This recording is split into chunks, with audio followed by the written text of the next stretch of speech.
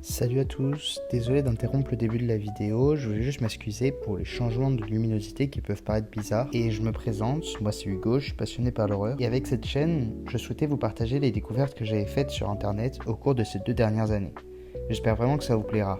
Allez, bonne vidéo. Sortie en 2019, Randonautica est une application de randonnée, mais elle a une particularité. Les coordonnées auxquelles elle vous emmène sont générées aléatoirement. En effet, le nom de l'application l'indique. Rando est la contraction de random en anglais, qui veut dire aléatoire. Et Nautica signifie la navigation ou l'exploration. Mais si je vous en parle aujourd'hui, ce n'est pas pour son originalité, car derrière cette promesse d'aventure se cache un côté bien plus sombre. Putain, j'ai cru qu'il y avait des gens. Comme l'a dit le créateur, je vais attendre que l'avion y passe parce que... Car comme l'a dit le créateur, lorsque vous envoyez des millions de personnes dans des endroits aléatoires et que vous fouillez les coins cachés de la réalité, vous êtes obligé de trouver des choses assez choquantes parfois.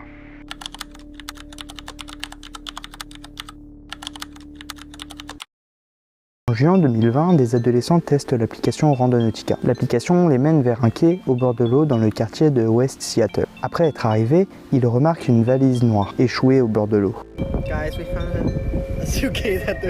Amusés et intrigués, ils filment la scène sur TikTok. Ils l'ouvrent en pensant trouver de l'argent. On plaisantait en disant que la valise contenait peut-être de l'argent. Dès qu'elle l'a ouverte, l'odeur était insoutenable. Après l'avoir ouverte, les adolescents vivent à l'intérieur 2 sacs poubelles. Après avoir découvert les sacs plastiques et que l'odeur insoutenable se soit propagée, une fille du groupe appelle la police pour s'assurer de ce que contenait le sac.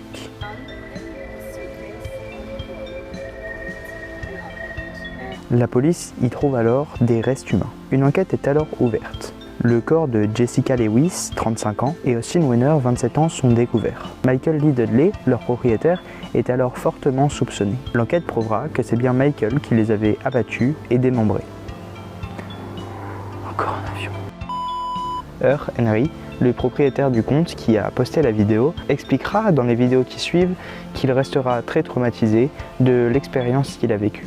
Et c'est totalement compréhensible.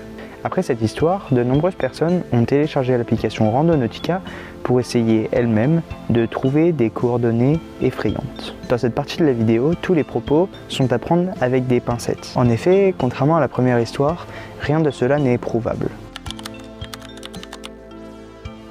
Parmi les témoignages les plus connus, il y a celui de Steven Donovan. Steven a téléchargé l'application, a reçu les coordonnées aléatoires et s'y est rendu. Sur le chemin vers les coordonnées, Steven tombe sur une ville effrayante. Okay, so this Randonauting app just brought us to this creepy town, and honestly when we saw this, we should have turned around and left. We continued up the mountain though, and there's always abandoned cars and nobody around. At this point, we're definitely trespassing. We couldn't even really turn around at this point because the road was so narrow and it was such a steep drop off on the other side. We were kind of intrigued at how creepy this was, even though it was getting dark really quick, and next thing we know, the sun had gone down and the moon came out, giving it just more of a creepy vibe. But we had the pin pulled up, we were so close to it, and this happened. Oui, une pierre vient de débouler devant leurs yeux. En arrivant aux coordonnées exactes que leur donnait l'application, il y avait une vieille bâtisse, abandonnée et en très mauvais état. We kept going. Everything about this place was just giving me really bad vibes. En regardant dedans, ils découvrirent un visage qui les regardait. And when I looked into here and saw this, as soon as I realized it's some sort of face, we took. Ils prirent alors la fuite en courant. Mais malheureusement, Steven avouera que toute l'histoire était montée, pièce par pièce. La ville était bel et bien encore habitée. C'était la ville de ses amis. Et elle était parfaitement adaptée pour sa vidéo. This town isn't actually abandoned. There's people that live here. Like if you couldn't fully see the face. This is the hole where the rock came from before my buddy's girlfriend pushed it down the hill. Il se servira de cette vidéo explicative pour faire passer le message suivant. Ne croyez pas tout ce que vous voyez sur TikTok. Surtout si la vidéo est sur un fond de musique effrayante. La ville de mes amis est un peu effrayante. Je savais que c'était parfait. Qui, je trouve, est un message important dû à la croissance des histoires paranormales fake sur TikTok.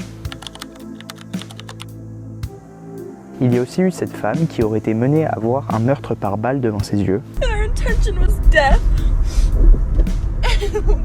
We were on our way to the spot, and I look out my window and there's someone laying in the gutter with their wife literally like on them, holding them. And so I parked and got out and he got shot. Il y a aussi ces personnes qui, en se rendant aux coordonnées, se sont retrouvées face à cet homme effrayant et statique, attendant devant elle. Why do we just go to this fucking quantum point and this whole fucking person is Sky? Oh my fucking god, bitch, I can't. What if the person shows up in my rear view camera? No, bitch, Bien sûr, toutes ces histoires ont suscité un questionnement de la part des utilisateurs et des internautes. En effet, ils accusaient Randonautica d'envoyer les utilisateurs à des coordonnées volontairement glauques pour leur faire peur, ce qui a bien évidemment été démenti par la suite. Le créateur aussi a été emporté dans un tourbillon de haine après avoir prononcé cette phrase. J'aimerais un peu que ça soit moi qui l'ai trouvé.